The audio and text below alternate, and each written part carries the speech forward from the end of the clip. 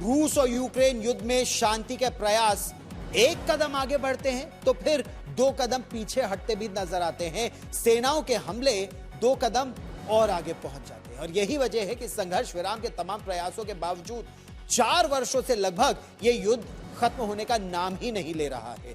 इस शो में हम 2 बड़ी खबरों पर बात करेंगे। एक तरफ रूस के राष्ट्रपति व्लादिमीर पुतिन के आवास पर एक बड़े हमले की खबर से दुनिया में हड़कंप मच गया, रूस ने बदला लेने की तैयारी शुरू कर दी है। तो दूसरी तरफ दोनों सेनाओं ने हमलों में कोई कसर नहीं छोड़ी है। जमीनी रूप में यह सेना जमीनी स्तर पर और आगे बढ़ती जा रही है। रूस की सेना, रूसी सेना पर आरोप यह लगा है कि उसने बंकर में छिपे लोगों की भी जान ले ली है, जबकि यूक्रेन की सेना पर आरोप यह है कि वो बेकसूर नागरिकों को मौत के घाट उतार रहा है। लेकिन सबसे पहले हम आपको दिखाते हैं कि रूस के राष्ट्रपति व्लादिमीर पुतिन के आवास पर हमले की कोशिश, उसके पीछे की कहानी आखिर है क्या। देखिए ये रिपोर्ट।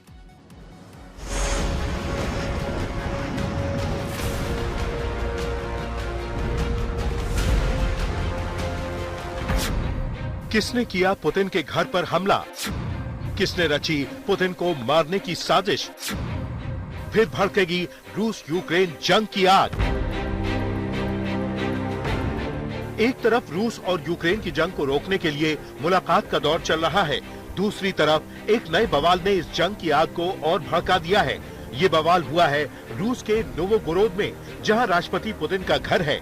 रूस के विदेश मंत्री सर्गेई लावरोव ने सनसनीखेज दावा किया है कि 29 दिसंबर की रात यूक्रेन ने नोवोगोरोद इलाके में पुतिन के आवास को निशाना बनाकर एक आतंकवादी ड्रोन हमला किया।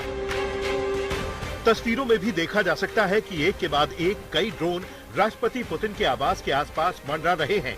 कुछ इसी तरह का हमला साल 2023 में भी हुआ था, जिसमें ड्रोन के जरिए आवास के गुंबद पर बम गिराया गया था और उससे आग लग गई थी।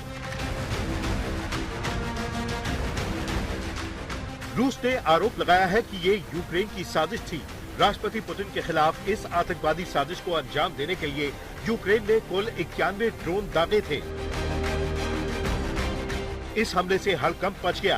रूस ने दावा किया है कि उसका एयर डिफेंस सिस्टम फौरन हरकत में आ गया और उसने राष्ट्रपति आवास की ओर बढ़ रहे सभी 91 ड्रोन्स को हवा में ही तबाह कर दिया।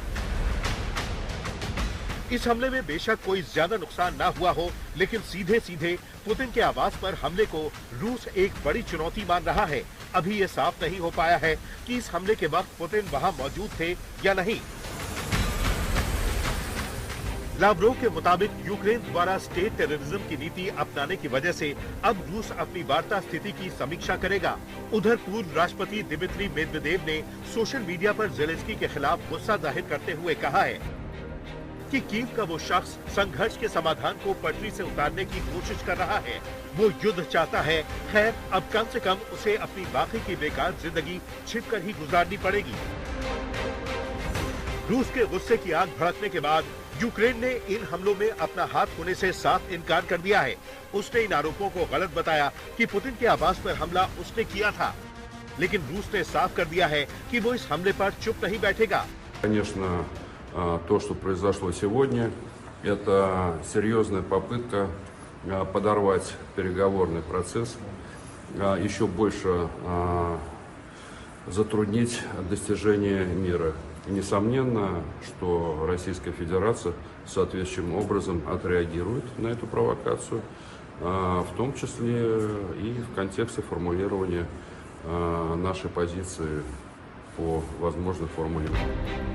हमला किसने किया और क्यों किया था, इसका पता लगाने में रूस की खुफिया और सैन्य एजेंसियां जुटी हुई हैं।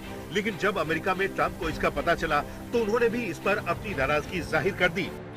Learned about it from President Putin today. I was very angry about it.